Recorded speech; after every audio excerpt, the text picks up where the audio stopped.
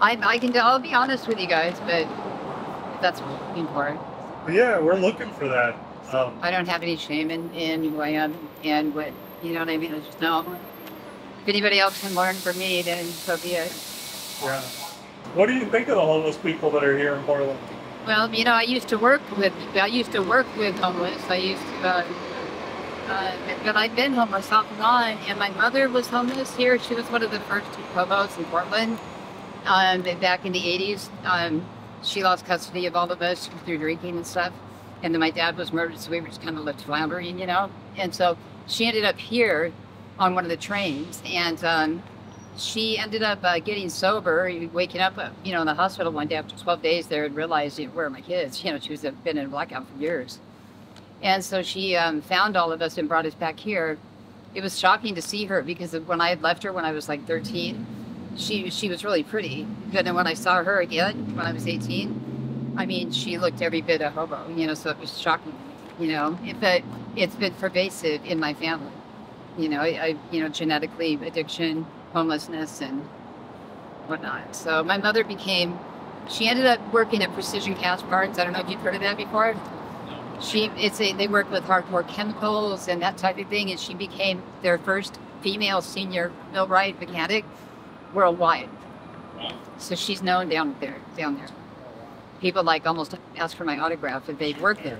She died 2.5 years ago. Yeah, I'm sorry. So when you say it's in the family, what do you? Genetically addiction, that type of thing. What are you addicted to, if I can ask? Opiates. Opiates. Is it fentanyl out here that's the thing? Is that what's kind of making your wrists and hands? No, kind of bluish, you mean? Or just maybe moving? Just more like swollen up, I guess. Yeah, kind of, but I also have rheumatoid arthritis. I'm almost 60 years old. I'm turning 60 in 2 weeks. Wow. Yeah, look like. Thank you. Geriatric. Don't tell anybody. I like younger men, so you can't bleep that out. Say I'm 30. It wasn't originally fentanyl though, was it? Was it something else? It was heroin first for me. No. I think back it was painkillers. You start with painkillers and then you just kind of work your way to all that shit. Why the painkillers? I just heard that. Well, you go to a doctor and you get prescribed, but I was already partying, drinking and partying with friends, so we would take a painkiller with a 40. You know what I mean, to get high, but I found myself liking the painkillers way more than I did alcohol. So I'm not big on alcohol. I never have been. It probably has to do with growing up with severe drunks, and I don't like the smell, the taste, or I can't even tolerate somebody drunk. They get violent. It's horrible. It's horrible. Oh my God, I'm pretty. About that. What was the moment that you realized I couldn't afford painkillers anymore. They got too expensive, and I just got around people. Eventually, you get around people that, they're sick. They're doing, whatever it takes to not be sick anymore. And I got around people that was doing heroin, but I couldn't tolerate the smell of it at first, or the taste. In fact, it would make me vomit. The thought of doing it because of the smell, I'd vomit on the way to pick it up. Really? Oh yeah, the thought of the smell just made me puke, But I liked the way it made me feel. And then that was a whole other can of worms. I mean, it was like 90s, and there was a lot of police out here then, and I was right out here during that time for about 2 years. I did it by myself. I was alone all the time, and I was going by ambulance to the hospital like 3 times a week when I couldn't breathe. It was horrible. One time oxygen dropped to 64. They didn't know how I was still talking. So it was pretty frightening. That's scary. I was scared to even move sometimes, petrified, because you'll drop dead really quick. They usually, like a whole bunch of people die right when they hit the first time. I survived that. The first thing that was major with me was endocarditis. That is, right? But it shut down all my internal organs. And then I went septic, and they gave me maybe a 4% chance to even live. My mother sat there every day at the hospital for 5 months. Hospital-induced coma. But I lived. I don't know how the fuck I did, but I did. They said my age was the only thing that kept I had going for me, because I was young when that happened. I had to learn to walk again and everything. And I put together quite a bit of clean time then. I had the support of my mother always, you know. But once I lost her, I think things just went sideways with me. The grief was too much. Really? The grief was sort of affected a little bit. Yeah, I can't talk about it still.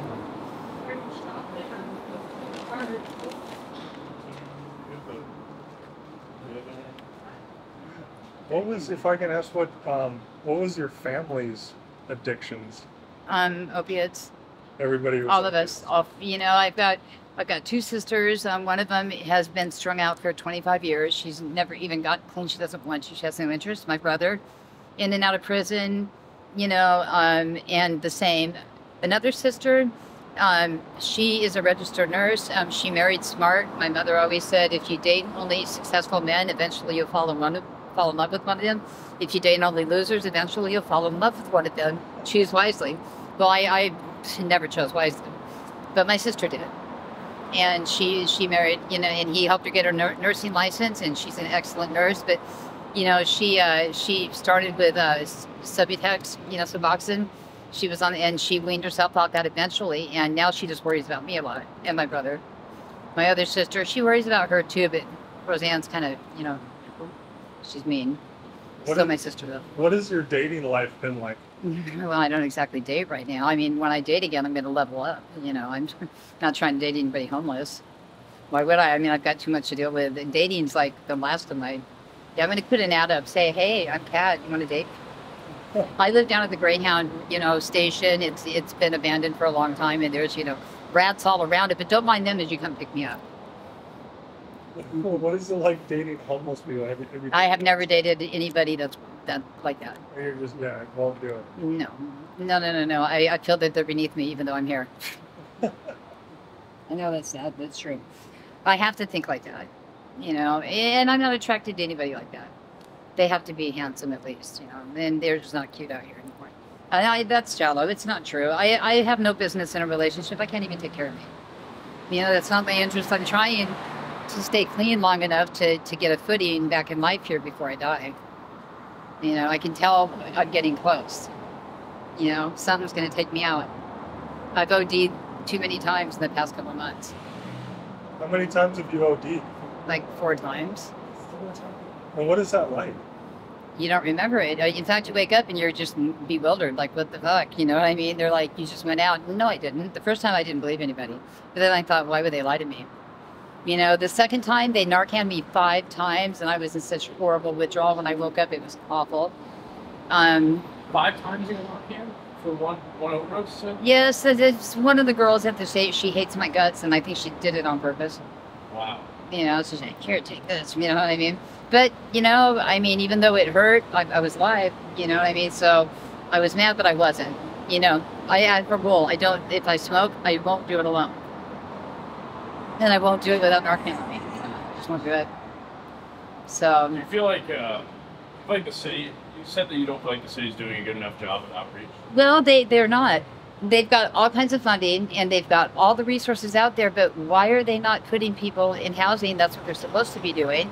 Why are, you know what I mean? They should be, it takes forever to get into a place, like a year and a half, and all these places are empty, waiting to be filled, and they're low barriers. So it's not like they're saying, you know, you have to, you know, be clean. And they've got clean and sober. They've got low barrier where people are using. You know what I mean? They've got all kinds of different places that they've bought up so much property and hotels and stuff to house people, and they just sit there. What would you tell the mayor if you could tell the mayor one thing? Well, first of all, I feel that they waged war on us by giving us fentanyl indiscriminately. They just threw it at us and said, here you go. They gave you fentanyl for free? Oh yeah, they legalized it. They decriminalized it to be competitive with other countries, but they gave no parameters around it at all. They came on the heels of the protests, by the way. And there's a huge rebellion that Portland's known for that. I can't believe you guys don't know this. Known for serious protesting all over the country. Wow. Like, we put on a protest. We don't play here. We'll shut the city down. I've heard they recriminalized. Yes. So, okay, first of all, they just said, oh, have at it. Now, fentanyl is the most powerful opiate ever to hit the streets. They never did that with any others. As a matter of fact, people are sent in prison for having it on them. Yet they take it all of a sudden and say, here, do as much as you want. And you know how many people were laying, and you know how many people died because they couldn't get Narcan fast enough. We didn't even know what the shit was. Nobody knew what it was, but you know how many people died just because of that? So many people. There were people laying all over the streets. Nobody was working down here. None of the businesses were open afterwards. Everything was boarded up. People were literally at every doorway, some dead, some half dead, completely on the ground. He probably remembers, all over the place. People laying all over the place, all on fentanyl, rotting, their legs rotting off, by the way. Their limbs are rotting off. There's infections, people. It's awful. It's horrible. I don't know what's in that stuff, but I saw it as an act of war against some people. You know, why did they do that to us? I don't understand. You're supposed to protect your people, not poison them. You know, now they want to turn around and now we're going to criminalize it so you can go to prison. Thank you, Whack and Hut. We know what you are. We know what you are. So anyway, the profit off misery.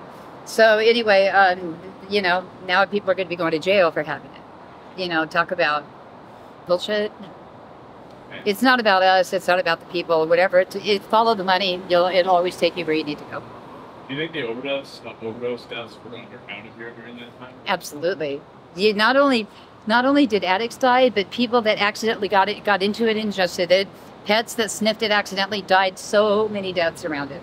So many. Some of it got into some of the meth. Somebody would take a hit of meth and boom, he dead immediately. That's a big problem right now, isn't it? It's a lot of fentanyl's being crossed into the meth. They're trying to get the meth addicts addicted to fentanyl too, right? Of course, because then, you know, they got a bigger chance of going away. Yeah. Do you think that the decriminalization of drugs got more people addicted? Oh, absolutely. Of course it did. You know what I mean? More people were just openly using it. Everybody was sitting here just doing it, and then they come in, and now they're scumbags and they're trash, and you know what I mean. You throw something like that at an addict, what do you think they're going to do?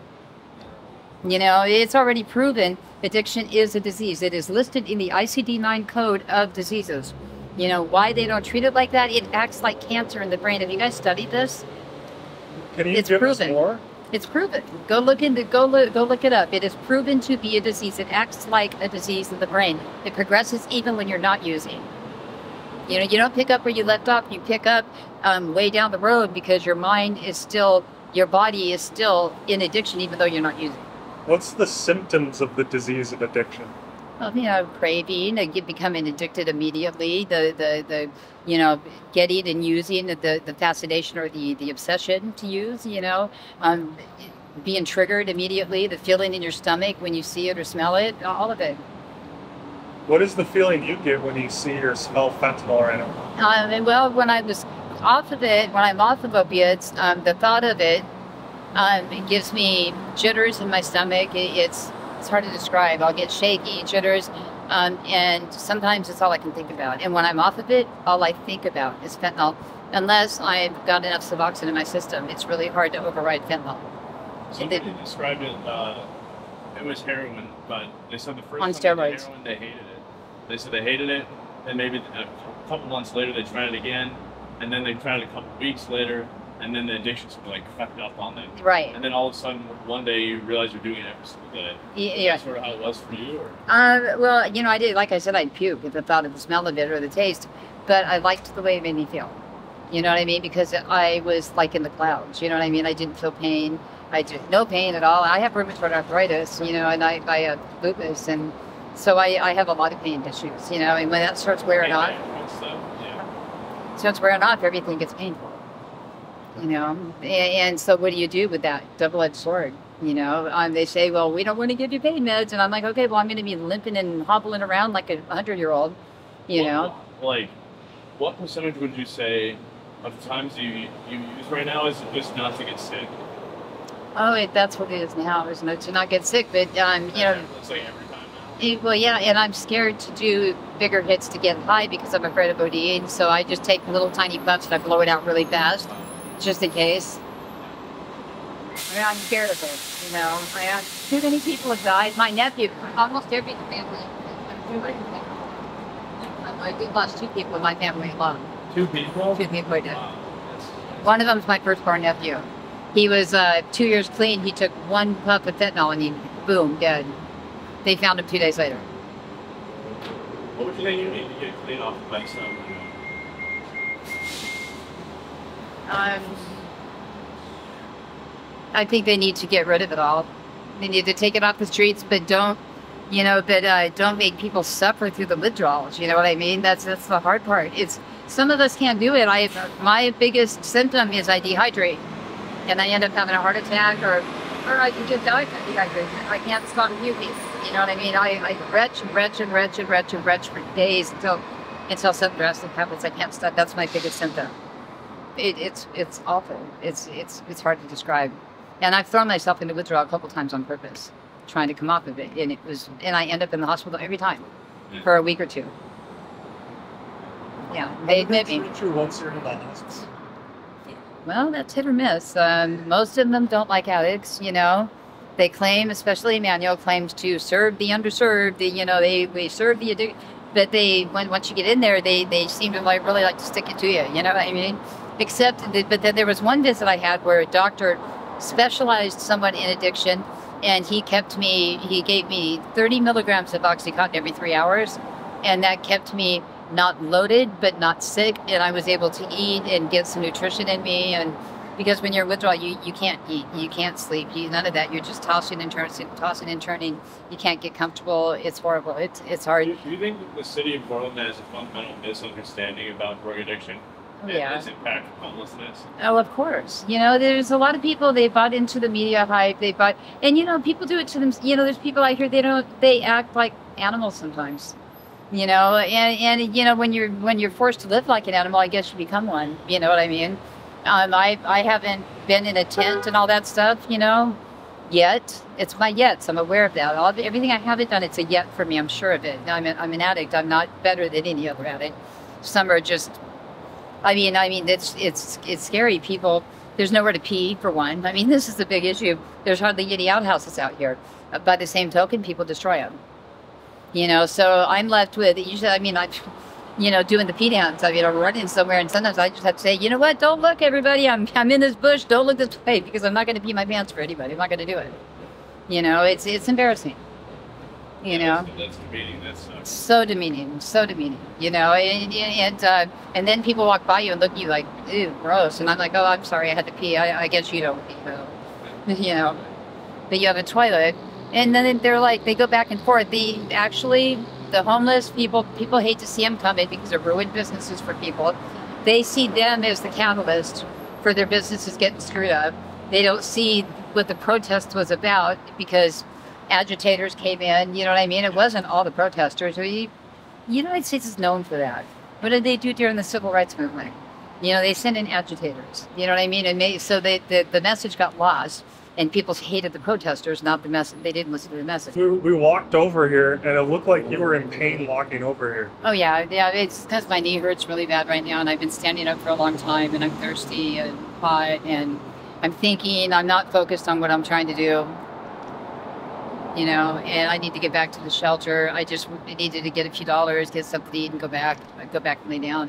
Yeah. No, I understand. Well, is there anything else you want to say to people out there that might not understand homeless situation? We're not bad. We're not all bad people. There's a lot of us that are good people, and the ones that aren't, there's shitty ones, but there's some that are just real fucking lost. They've lost themselves. But we're not bad people. I've been in and out of, I've done a lot of things in my life, and I've done a lot of drugs as well. But I've done good things too. I've had good jobs, and yeah, I screw up sometimes. I don't think it means that I should be, dismissed as a person altogether. We all have problems. They're just all different.